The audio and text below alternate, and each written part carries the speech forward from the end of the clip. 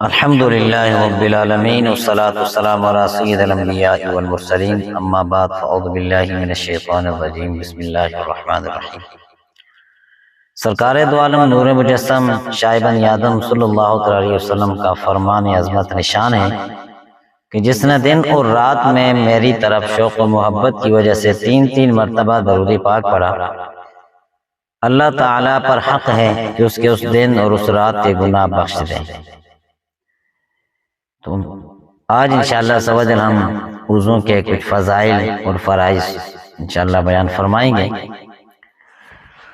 کہ حضرت سیدنا عثمان غنی رضی اللہ تعالیٰ عنہ نے ایک مقام پر پہنچ کر پانی منگوایا اور وضو کیا، پھر مسکرانے لگے اور رفقا سے فرمانے لگے جانتے ہو میں کیوں مسکرایا؟ پھر اس سوال کا خود ہی جواب دیتے ہوئے فرمایا ایک بار سرکار نامدار صلی اللہ علیہ وسلم نے اسی جگہ پر وضو فرمایا تھا اور وضو کے بعد مسکرائے تھے۔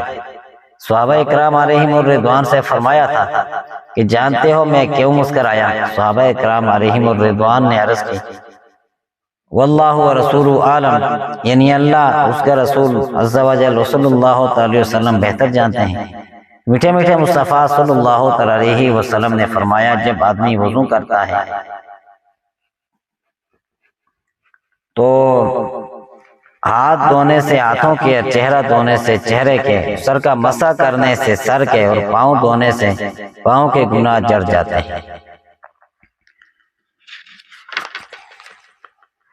تو اب مجھے پیارے اسلامی بھائیوں دیکھا نے کہ صحابہ اکرام علیہم الرضوان کہ سرکار خیر الانام صلی اللہ علیہ وسلم کی ہر ادا ہر سنت کو دیوانہ وار اپناتے تھے، اور اس روایت سے یہ بھی معلوم ہوا کہ گناہ دھونے کا نسخہ بھی معلوم ہو گیا کہ وضو میں کلی کرنے سے، منہ کے اور ناک میں پانی ڈالنے سے، ناک صاف کرنے سے ناک کے گناہ، یعنی جس طرح بندہ وضو کرتا ہے تو گناہ جڑ جاتے ہیں، ختم ہو جاتے ہیں۔ تو اسی طرح سیدنا امام اعظم حنیفہ رضی اللہ عنہ کے بارے میں آتا ہے کہ آپ ایک مرتبہ جامع مسجد کوفہ کے وضو خانے میں تشریف لے گئے تو ایک نوجوان کو وضو بناتے دیکھا کہ اس سے وضو میں استعمال شدہ پانی کے قطرے ٹپک رہے تھے، تو آپ نے ارشاد فرمایا بیٹا ماں باپ کی نافرمانی سے توبہ کر لے۔ اس نے فوراً عرض کی کہ میں نے توبہ کی۔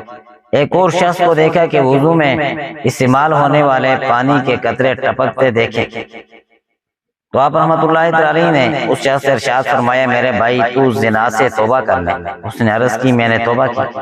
اور ایک اور شخص کے وضو کے قطرات ٹپکتے دیکھے تو اس سے فرمایا شراب نوشی اور گانے باجے سننے سے توبہ کر لے۔ اس نے عرض کی کہ میں نے توبہ کی۔ سیدنا امام اعظم رضی اللہ تعالیٰ عنہ پر کشف کے باعث چونکہ لوگوں کے عیوب ظاہر ہو جاتے تھے، لہذا آپ نے بارگاہ خداوندی عز و جل میں اس کشف کے ختم ہو جانے کی دعا مانگی۔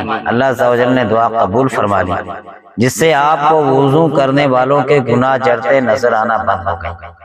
مجھے پیارے اسلامی بھائیوں کیا بھئی اس سے وضو کے فضیلت بھی معلوم ہوتی ہے کہ جب بندہ وضو کرتا ہے تو اس کے گناہ جڑتے ہیں، گناہ معاف کیے جاتے ہیں کہ وضو کی اتنی فضیلت ہے۔ تو آقا علیہ السلام کے بے شمار فضائل پر اس ہمیں روایات ملتی ہیں کہ وضو کے فضائل کتنے ہیں۔ چنانچہ ہم بیان فرماتے ہیں اس میں کہ آقا علیہ السلام نے فرمایا کہ جس نے بسم اللہ کہہ کر وضو کیا اس کا سر سے پاؤں تک سارا جسم پاک ہو گیا، جس نے بغیر بسم اللہ کہے وضو کیا اس کا اتنا ہی بدن پاک ہوگا جتنے پہ پانی گزرا ہے۔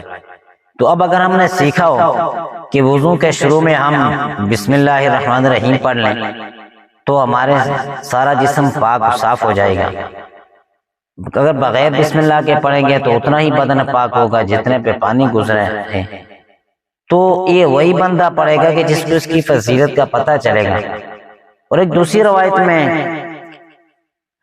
ہے کہ باوضو سونے والا روزہ رکھ کر عبادت کرنے والے کی طرح ہے۔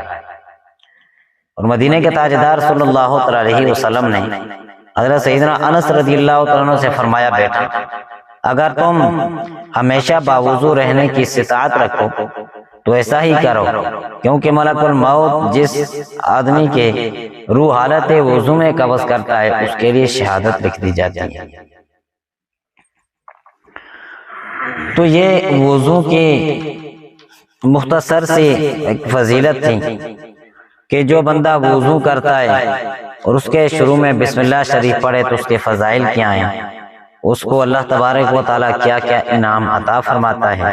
تو جب یہ بندہ وضو کر لے، وضو کے بعد جب یہ کلمہ شہادت پڑھتا ہے تو آقا علیہ الصلوۃ والسلام نے فرمایا جس نے اچھی طرح وضو کیا پھر کلمہ شہادت پڑھا تو اس کے لیے جنت کے 8 دروازے کھول دیے جاتے ہیں، جس سے چاہے اندر داخل ہو۔ تو اب وضو ہے کیا؟ اب ظاہر بات ہے گھروں کے اندر اکثر جو ہے نا خواتین یا جو پرانے لوگ ہیں ان کے ذہن میں یہ ہوتا ہے کہ وہ جس استنجا کرتے ہیں تو استنجے کو وضو بولتے ہیں، اور جو وضو ہے اس کو چار اندام بولتے ہیں۔ تو اصل میں بات تو ٹھیک ہے، 4 اندام ہی جو ہے نا وضو ہیں، مگر یہ اصل جو وضو ہے بعض اوقات اس کو وہ ذہن میں نہیں ہوتا یا بے علمی کی وجہ سے جو ہے نا استنجے کوئی وضو بولا جاتا ہے، اسی پہ اکتفا کیا جاتا ہے۔ تو جو فرض وضو ہے جس کے 4 فرض ہیں، تو پہلا وضو کا جو فرض ہے چہرہ دھونا، یعنی پیشانی کے بالوں سے تھوڑی کے نیچے تک ایک کان سے دوسرے کان تک منہ دھونا، یہ فرض ہے۔ دوسرا فرض جو ہے دونوں ہاتھوں کو کوہنیوں سمیت دھونا، اور تیسرا فرض چوتھائی سر کا مسح کرنا، چوتھا فرض ٹہنوں سمیت دونوں پاؤں کو دھونا۔ تو یہ آ گئے وضو کے 4 فرض، کچھ فضیلت۔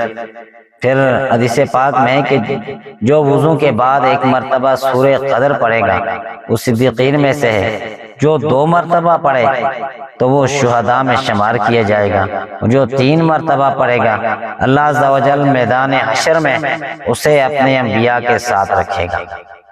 تو اب یہ سورہ قدر شریف کی فضائل ہیں۔ دعا فرمائیں کہ اللہ تبارک و تعالی ہمیں وضو صحیح طریقے سے کرنے کی توفیق نصیب فرمائے۔ انشاءاللہ عز و جل آئندہ جو بیان ہوگا جو انشاءاللہ وضو کی سنتوں کے بارے میں کہ سنت کی فضیلت کیا ہے، پھر وضو کی سنتیں کتنی ہیں، اللہ تبارک و تعالی ہم سب پہ کرم و رحم فرمائے۔ اللہ کریم ہمیں دین کا شوق نصیب فرمائے، آمین۔ الحمدللہ رب العالمین۔